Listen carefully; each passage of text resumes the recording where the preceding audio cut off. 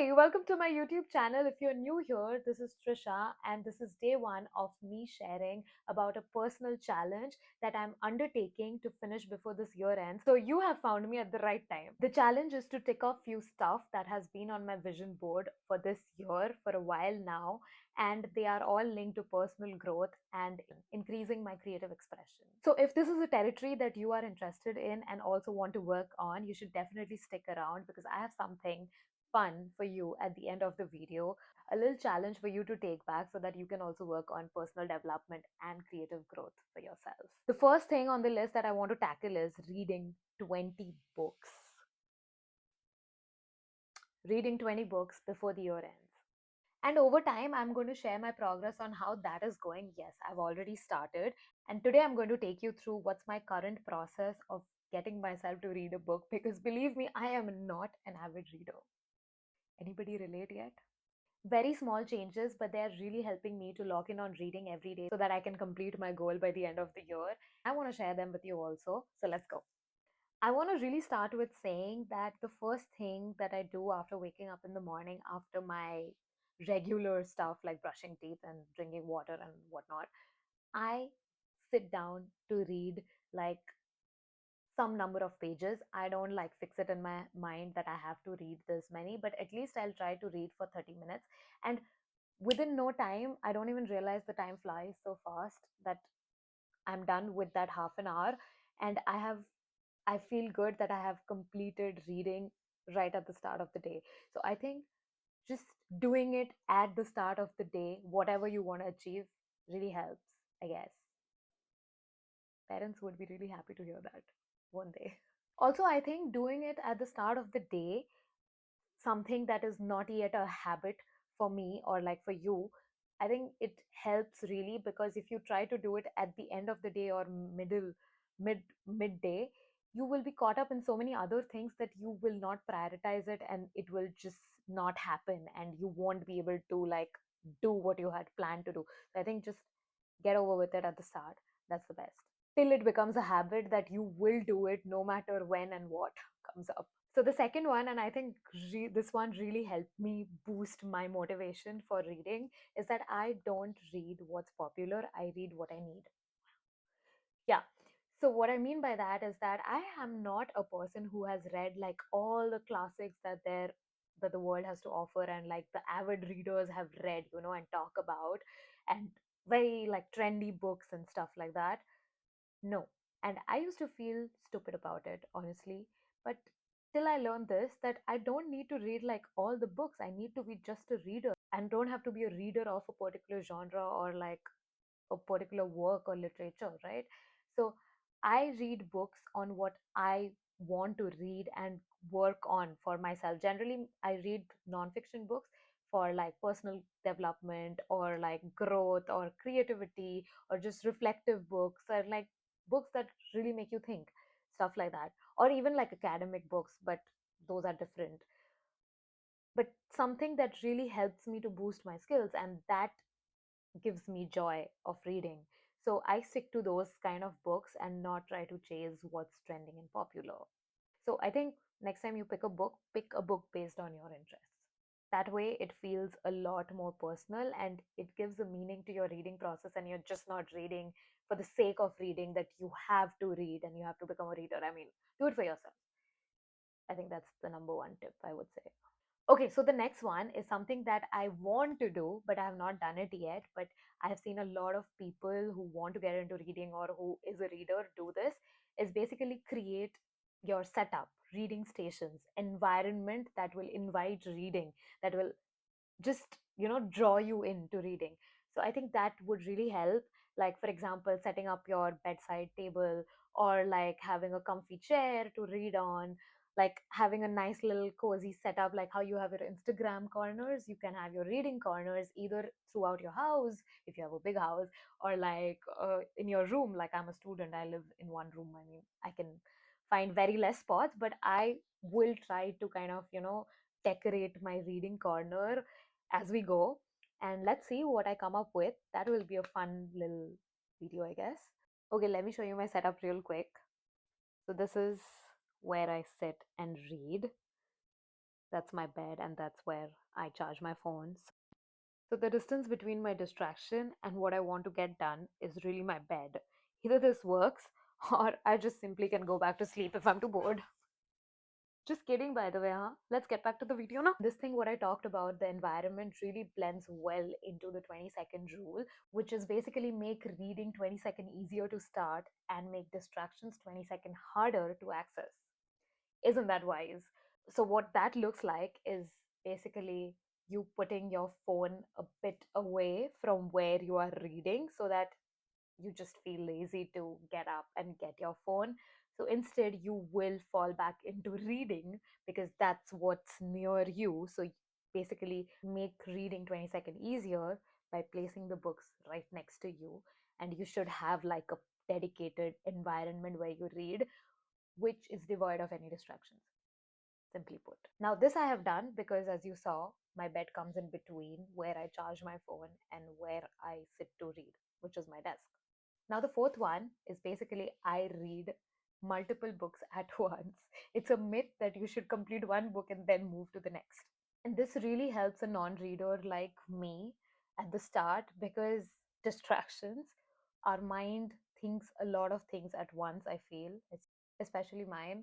And it keeps swinging back to different topics, so having books on different subjects really helps. Like, this kind of reading is mostly based on the energy that I feel within me. Like, do I want to have a deep thinking book, then I read something reflective. If I want to learn something out of that book, like every book teaches you something, but like something tangible to learn, then I would pick up a very academic book which will teach me like so and so tools or whatever, you know. So it really helps me to not take reading as a task, but helps me vibe with what I'm feeling. And that helps. Gen Z is all about vibe, no? Okay, at the start, I did say that create like a time dedicated to routine, especially like the start of the day. But I feel that if it doesn't work like that for you, you do not have time in the morning to read, which could be me some days on weekdays when I have to rush to work. It's fine. I mean, let it be, but make sure to create like other dedicated time throughout your day, like small 10-15 minutes breaks also count. It's like, you're snacking on those reading stuff. I think that helps. And I have done it on my work days, and that has worked for me so far. For example, like a lot of people I see when they're returning back from work or going to work, they read, but I simply cannot read when traveling because I have motion sickness and like I just can't. I only have to listen to music while traveling. So I do that. So I don't force myself into time that is available for me to read. I don't like, I will create my own time, even though I have other time which I can spend in other ways, not reading. So I don't try to force myself into one dedicated time. I create my own rituals, but I make sure that is a discipline everybody has to like have within them, that creating those rituals for yourself, whatever time suits you for reading. That has worked for me till far. If any updates, I'll let you know. Okay, so the last one, I skim through the pages until I'm hooked while reading one book. So, how this works is at the start, I would be very excited to read this particular book, but then the initial few pages would be all about introduction of the author a bit, and introduction because again, I'm reading nonfiction books, so this might not be the case for fiction readers, but it's all about like the author, the backstory a bit, and I know what the author is trying to get at, what's the real content of the book, but then that is what is juicy for me, right? So I get bored with the start.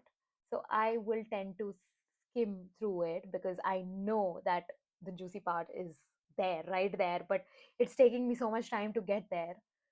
So I'll just skim through that or skip it and go to that real part where the content actually lies.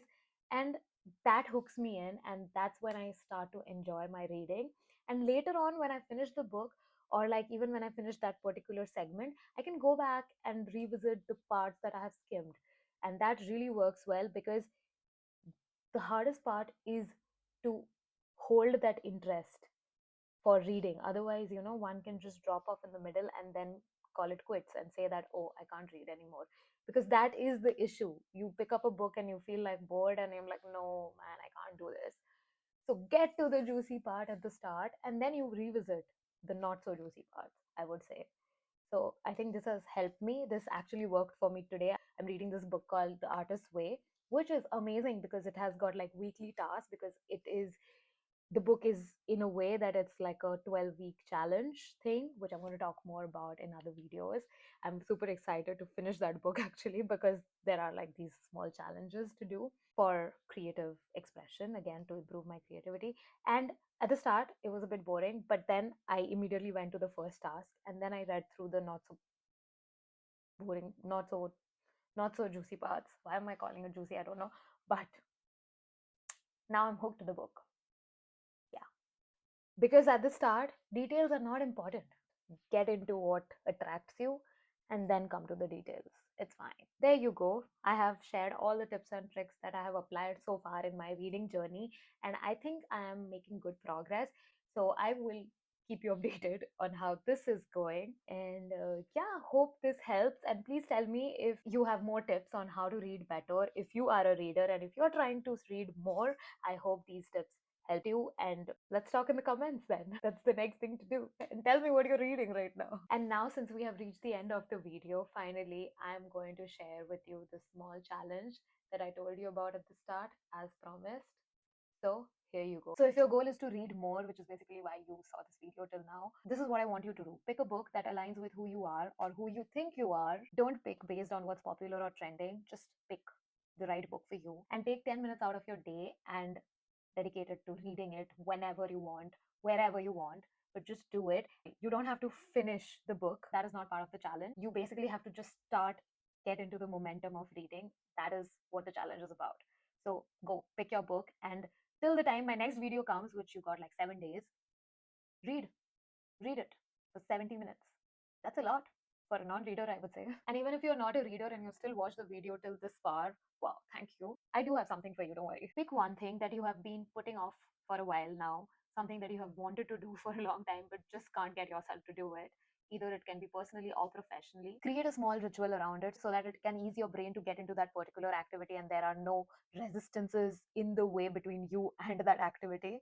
And what I mean by small rituals is, for example, you want to learn a skill, like just grab a notebook and a pen and write why you want to learn that skill. Why does it matter to you? What will it lead you into? What will you learn out of it? Why do you need it right now? And why have you been putting it off till now? What are those restrictions that has stopped you? Bunch of stuff, but you can choose any of them and just jot it down. It could be also clearing your workspace or even closing all those not so needed tabs on your computer and just make the process smooth and not too cluttered. Declutter yourself. It could be anything. Create a small ritual around what you want to achieve, and voila, you will see the magic. And honestly, creating these small rituals really help. For example, me, when I started to read, I set up a specific time in the morning to start reading. Then I'm trying to make a corner for myself for reading. So these are these small, tiny rituals that have helped me, and I hope it helps you too. Be it you're a reader or you're trying to do anything in your life that you want to achieve, create your own rituals. Don't follow what others are doing. And that's all I have to say, honestly. So go, do it, get on with this challenge. And I'm really happy that you saw this video till the end and you are willing to take on this challenge and follow along my journey with me, with my progress. And I hope you can share your journey as well in the comments. So I'll be waiting for it. Tell me, what is your ritual that you chose? What is that activity that you want to accomplish? Let's go. Let's keep each other accountable and come back for next week's challenge as well. It'll be fun. See you next week. Bye.